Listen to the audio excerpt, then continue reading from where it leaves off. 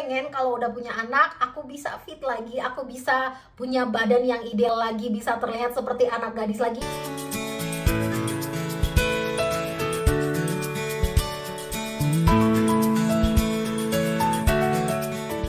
Hai moms, balik lagi ke fitmoms.id, dimana di channel ini aku share informasi fitness khususnya untuk kamu postpartum moms. Buat kamu yang baru bergabung di channel ini, yuk coba di subscribe dulu supaya kamu gak ketinggalan informasi bermanfaat lainnya untuk mendukung kamu mendapatkan tubuh fit dan ideal kembali pasca hamil dan melahirkan. Nah, di video kali ini aku bakalan share 7 kesalahan yang postpartum moms lakukan. Nah, siapa sih yang nggak pengen punya tubuh fit dan ideal kembali pasca hamil dan melahirkan?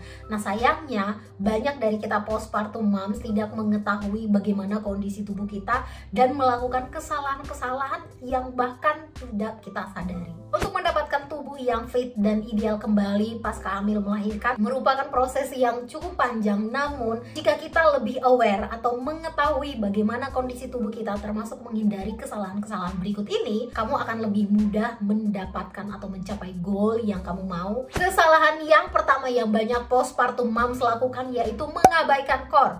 Core ini adalah abs-nya kita atau otot perutnya kita, di mana semasa kehamilan ada banyak hal yang terjadi di core-nya kita atau di abs-nya kita. Bayangkan selama 9 bulan tubuh kita, khususnya di bagian area core kita ini, beradaptasi untuk mendukung perkembangan janinnya kita.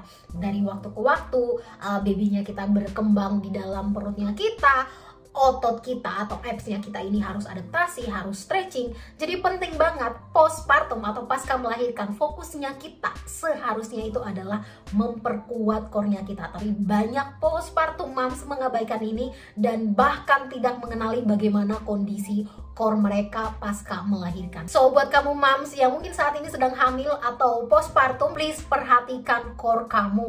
Kesalahan yang kedua yaitu terlalu cepat melakukan aktivitas yang terlalu berat atau berlebihan untuk kondisi tubuh kita. Pasca hamil melahirkan, karena banyaknya hal atau perubahan yang terjadi ke tubuh kita harusnya kasih waktu untuk tubuh kita beradaptasi. Ada banyak postpartum moms tidak menyadari kesalahan ini karena mungkin situasi. Tapi dengan informasi yang sekarang aku share ini, semoga kamu bisa lebih aware dan lebih memperhatikannya. Mungkin situasi memang urgent, mau nggak mau kita harus memaksa tubuh kita untuk beraktivitas atau melakukan kegiatan yang berat, atau mungkin terlalu memaksa untuk tubuh kita khususnya pasca melahirkan. Tapi perlu banget untuk kita sadari bahwa kesehatan kita adalah prioritas penting kita. Kadang ekspektasinya kita mungkin yang harus diturunin. Aku ingat banget di awal postpartum rasanya tuh ribet banget ngelihat, oh ini masih berantakan, aku harus kerjain ini, rapiin ini gitu. Jadi bener-bener harus memaksa diri, aku harus belanja juga, nggak mau nungguin suami karena suami nanti pulang udah malam gitu ya. Terus aku harus bawa baby, gendong baby aku, angkat belanjaan. Ini merupakan aktivitas yang terlalu berat untuk aku, tapi kayak aku harus memaksakan. Dan saat itu aku belum begitu menyadari betapa pentingnya kita untuk kasih waktu recover atau sembuh dulu dari kondisi tubuh kita, karena tubuh kita sudah luar biasa kuatnya melewatin masa kehamilan, pasca melahirkan. Jadi seharusnya wajar banget kalau kita kasih waktu juga untuk recover, untuk sembuh, untuk lebih kuat lagi, pulih lagi sebelum kita melakukan aktivitas yang mungkin terlalu berat, bahkan melakukan latihan atau olahraga yang terlalu berat atau terlalu dini,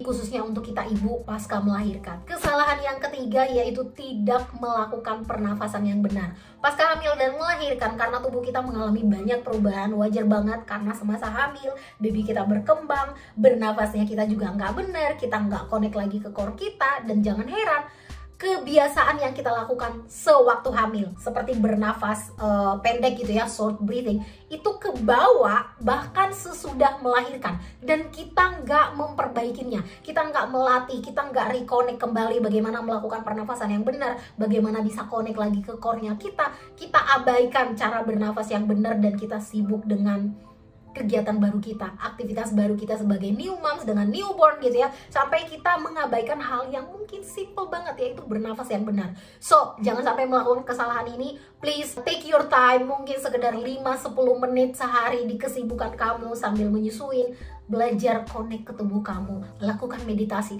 lakukan teknik pernafasan yang benar kembali, bangun kembali, ingatkan kembali tubuh kamu, melakukan pernafasan yang baik sehingga kamu bisa lebih connect ke tubuh kamu. Kesalahan yang keempat, menganggap latihan atau workout apps akan menjadi solusi untuk meratakan perut kembali. Padahal kenyataannya ada banyak faktor yang perlu kamu perhatikan untuk menghilangkan atau mendapatkan perut rata kembali pasca hamil dan melahirkan. Latihan abs gak akan menjadi solusi untuk perut buncit pasca melahirkan. Buat kamu yang belum tahu tentang Diastasis Recti, coba cek informasinya di sini. Mungkin kamu mengalaminya. Aku jelaskan bagaimana kita mengetahui kondisi tubuh kita pasca hamil dan melahirkan. Kamu boleh cek videonya di link description di bawah. Jadi latihan abs ini nggak akan memperbaiki kondisi perut buncit kamu pasca melahirkan, melainkan lakukan latihan yang tepat. Misalnya kalau kamu punya kondisi diastasis rekti, pulihkan diastasis rektimu.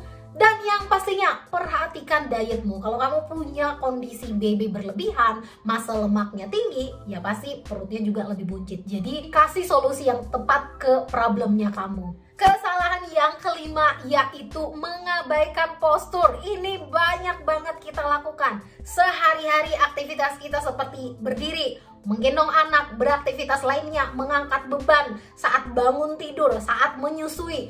Banyak banget aktivitas kita yang simpel, bahkan saat duduk, saat sedang bekerja, kita abaikan postur yang benar. Penting banget untuk memperhatikan postur yang baik. Pasca hamil dan melahirkan, aku bakal ulang-ulang kembali lagi, ada banyak perubahan yang terjadi di tubuh kita. Semasa kehamilan kita, postur kita juga berubah. Dan pasca hamil dan melahirkan, kita nggak memperbaiki postur ini dan kita bawa-bawa.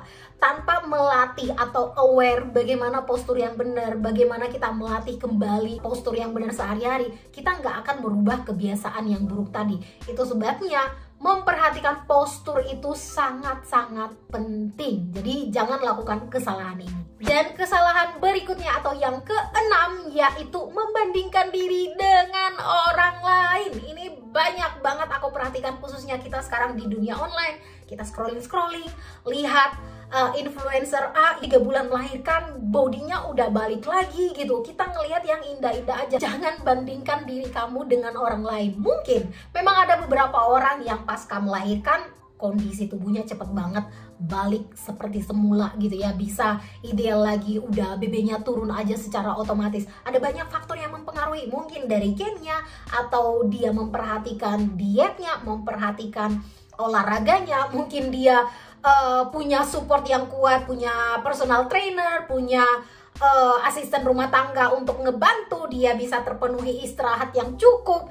Ada banyak hal dan kita nggak bisa membandingkan diri kita dengan orang lain, nggak bisa menyamakan kondisi kita dengan orang lain. Jadi please, jangan bandingkan progres kamu dengan siapapun. Proses kamu, perjalanan kamu mendapatkan tubuh fit dan ideal kembali pasca melahirkan ya dengan waktunya kamu. Jadi kalau kamu prosesnya 2 tahun, that's okay. Itu adalah perjalanan kamu. Kalau ada orang di luar sana cuma 3 bulan atau 6 bulan udah fit aja, udah ideal aja, udah bisa lifting lagi, it's okay. Itu orang lain. Jangan bandingkan dengan diri kamu, oke?